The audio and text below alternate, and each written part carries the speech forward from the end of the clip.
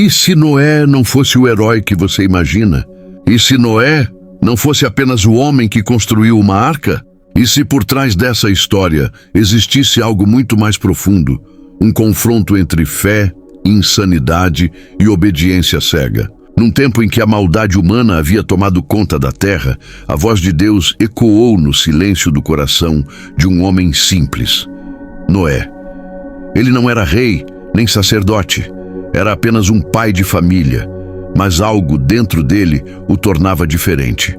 Enquanto todos riam, zombavam e viviam sem limites, Noé escutava, e o que ouviu mudaria tudo. Constrói uma arca. 3 palavras que mudariam o destino do mundo. Imagine ouvir uma ordem dessas. Nenhuma chuva, nenhum sinal, apenas o som da voz divina, dizendo que um dilúvio viria e destruiria tudo. A fé de Noé seria testada diante da lógica, da razão e da vergonha.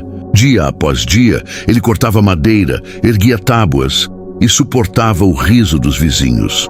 O mundo o chamava de louco, mas ele sabia. O verdadeiro insano seria aquele que ignorasse a voz de Deus. Enquanto o céu continuava limpo e o sol brilhava, Noé trabalhava em silêncio. Cada martelada era um ato de fé. Cada tábua, uma declaração de esperança. E assim, um projeto celestial começava a tomar forma na terra. Mas o que levou Deus a chegar a esse ponto? O que a humanidade fez de tão grave para merecer o fim? Quando o Criador se entristece com a criação, a terra estava corrompida. A violência era a nova linguagem da humanidade. O ego, a moeda mais valiosa. Homens exploravam homens, a injustiça se tornara normal e a maldade respirava entre eles. A Bíblia diz que Deus viu que a maldade do homem se multiplicara sobre a terra, mas o detalhe mais chocante vem a seguir. E o Senhor se arrependeu de haver feito o homem. Você consegue imaginar o Criador, arrependido de criar sua própria obra? O coração de Deus sangrava. O amor que antes gerava vida, agora via a destruição que a liberdade humana havia escolhido. E foi nesse cenário que Noé surgiu como um farol na escuridão. Ele achou graça aos olhos do Senhor. Não porque era perfeito, mas porque ainda ouvia. Ele ainda acreditava. Enquanto o mundo zombava da fé, Noé se mantinha firme na voz que o chamava. Não havia templos, multidões ou seguidores. Apenas um homem, sua família e um propósito divino. Deus olhou para ele e viu algo raro: obediência em meio ao caos. Então o plano foi revelado: um dilúvio, um recomeço e uma arca, a última esperança da humanidade. Mas será que Noé entendia o peso do que estava prestes a acontecer? Ser o escolhido também significava carregar a dor de ver tudo o que conhecia desaparecer. O som dos martelos e o riso dos homens. O vale ecoava com o som dos martelos. Noé e seus filhos trabalhavam sem descanso, dia após dia, madeira sobre madeira, cordas, resina, medidas exatas, tudo seguindo a orientação divina. Mas enquanto a arca ganhava forma, o povo ao redor ria. Mas olhem o velho, diz que o céu vai cair. As gargalhadas soavam mais altas que os golpes do martelo. Ninguém acreditava, nenhum sinal no céu, nenhum trovão, nenhuma nuvem carregada. Apenas o sol escaldante e um homem que afirmava que a chuva viria, uma chuva que o mundo nunca tinha visto antes. A fé de Noé era como um grito solitário no meio da multidão. Cada zombaria, um teste.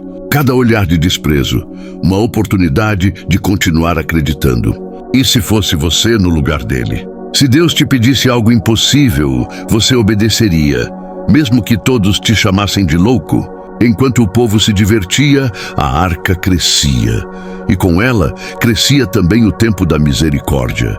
Porque até o último momento, a porta ainda estava aberta para quem quisesse entrar. Mas ninguém quis. E é aqui que eu te pergunto: você teria acreditado? Ou teria sido mais um entre os que riram? Comenta aí, de que lado você acha que estaria naquela geração? Quando o céu começou a mudar de cor, foram anos de trabalho, anos de fé, suor e zombarias. A arca enfim estava pronta. Um gigante de madeira repousando no meio da terra seca como uma promessa silenciosa. Noé observava aquela estrutura e sentia o peso do que estava por vir.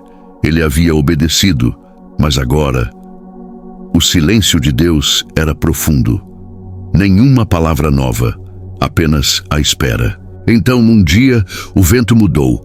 O ar ficou denso, pesado, como se o próprio céu prendesse a respiração. Os animais começaram a se mover de forma estranha. Leões e cordeiros, serpentes e pássaros. Todos vinham em direção à arca, 2 a 2, como se uma força invisível os chamasse. O povo da cidade assistia à cena com espanto, mas ainda assim duvidava. É coincidência, diziam uns. A loucura dele está contaminando até os bichos, gritavam outros. Mas Noé sabia. O tempo da graça estava terminando. A porta da arca ainda estava aberta. Era o último convite antes do juízo. Mesmo assim, ninguém entrou.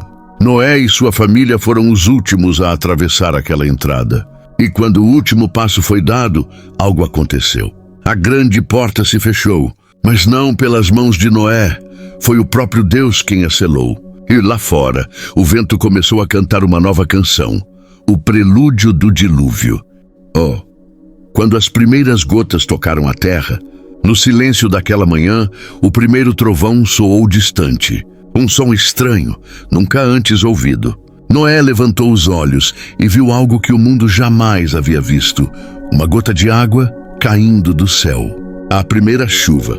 O povo, que antes ria, agora olhava confuso. Outra gota, depois outra.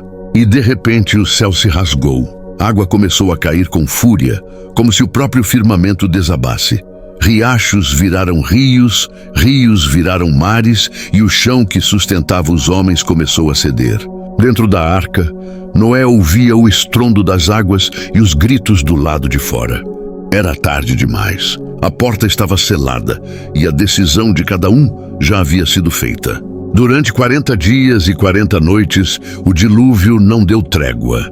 Montanhas desapareceram, cidades foram engolidas e a terra, aquela mesma que Deus havia chamado de boa, agora se rendia diante do julgamento. Noé, em silêncio, chorava. Não de medo, mas de compaixão. Ele sabia, Deus não se alegrava com a destruição.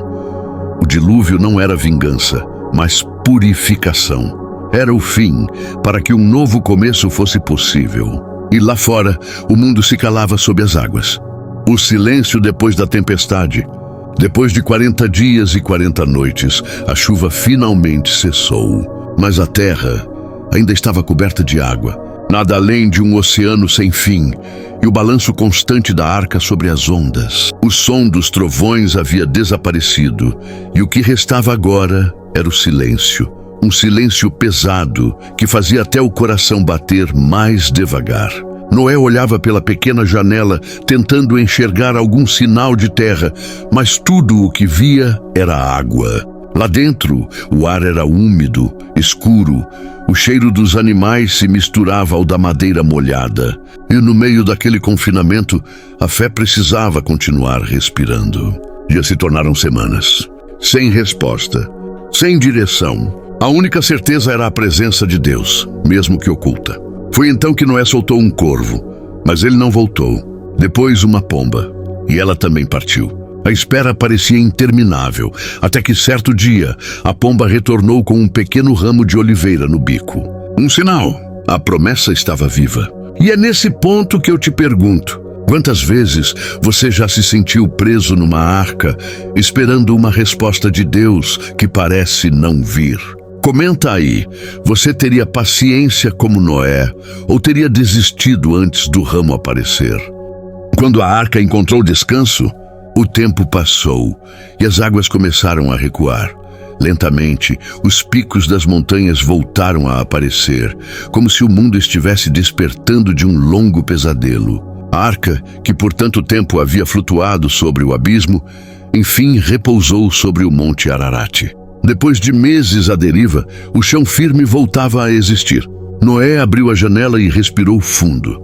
O ar era diferente, puro, limpo, como se a terra tivesse sido lavada das impurezas que antes a cobriam. Do lado de fora, o silêncio não era mais o da morte, mas o da renovação. A família de Noé aguardava o sinal para sair.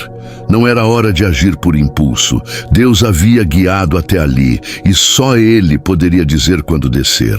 E então veio a voz, suave, mas poderosa. E sai da arca, tu e toda a tua casa. Ao pisar na terra, Noé se ajoelhou. O chão ainda úmido se tornou altar. Ali, ele ergueu uma oferta ao Senhor, um símbolo de gratidão, não apenas pela sobrevivência, mas pela nova chance concedida à humanidade. O céu se abriu, e uma nova promessa surgiria logo acima. Mas o que Deus mostraria agora seria mais do que um sinal, seria um pacto eterno. O pacto de cores no céu. O altar ainda fumegava quando o céu começou a se abrir.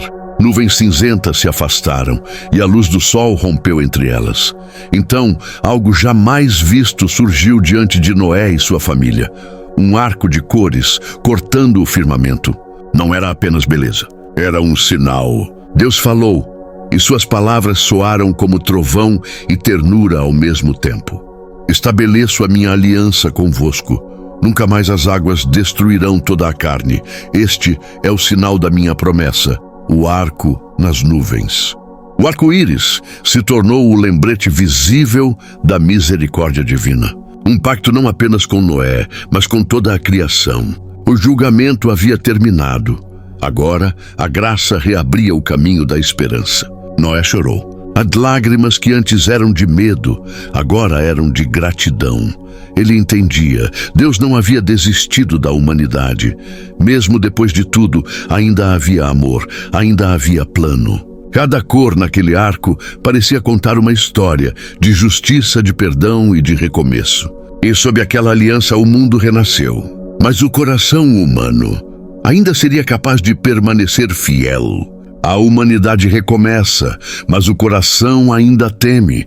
Quando Noé saiu da arca, a terra estava transformada. O chão ainda molhado, a vegetação surgindo entre os destroços e o silêncio agora carregava esperança. Mas mesmo nesse cenário de renovação, o coração humano carregava dúvidas e medo. Noé observava os filhos, os animais e o mundo que precisava ser reconstruído. Cada passo era lento, cuidadoso, como se cada gesto tivesse que honrar a misericórdia de Deus. Ele entendia que a graça concedida era também uma responsabilidade. Não era apenas sobreviver, mas ensinar a viver de forma justa. E mesmo com a promessa do arco-íris, a memória do dilúvio permanecia viva. Um lembrete de que a desobediência tem consequências e que a fé precisa ser cultivada todos os dias. E é aqui que eu te pergunto. Se você tivesse testemunhado tudo isso, teria fé suficiente para recomeçar? Comenta agora. O que você faria diferente se tivesse a chance de recomeçar como Noé? Noé sabia que a nova era começava agora. Cada passo que ele dava sobre a terra molhada era um ato de coragem, de fé e de esperança. E assim a humanidade tinha uma nova chance. Mas a pergunta permanecia: seria suficiente para não repetir os mesmos erros? Noé olhou para o horizonte.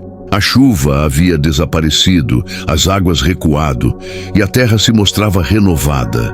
Montanhas, vales e rios começavam a reaparecer, como se Deus estivesse pintando um novo começo. Mas o que realmente importava não era apenas a paisagem. Era a lição gravada na memória da humanidade. Obediência, coragem e fé. Essas eram as verdadeiras chaves que sustentavam a vida. O arco-íris ainda brilhava no céu, lembrando que a misericórdia de Deus é eterna e que mesmo diante do julgamento existe esperança. Noé sabia que seu legado não estava apenas na arca, nem nos animais salvos, nem nas águas que cobriram o mundo. Seu legado estava na mensagem de confiança e fé, transmitida de geração em geração. E hoje, olhando para a história, a pergunta que permanece é mais pessoal do que histórica. Você teria a coragem de ser como Noé? De ouvir quando todos duvidam, de agir quando ninguém acredita, de confiar mesmo quando o mundo inteiro parece perdido? O que Noé nos ensina é simples, mas poderoso. A fé verdadeira se revela na obediência silenciosa, na coragem frente ao impossível e na esperança que resiste até o último momento.